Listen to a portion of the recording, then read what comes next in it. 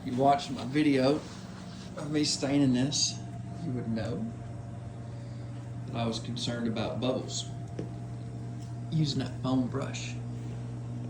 Well, I don't know what happened. There are no bubbles. So,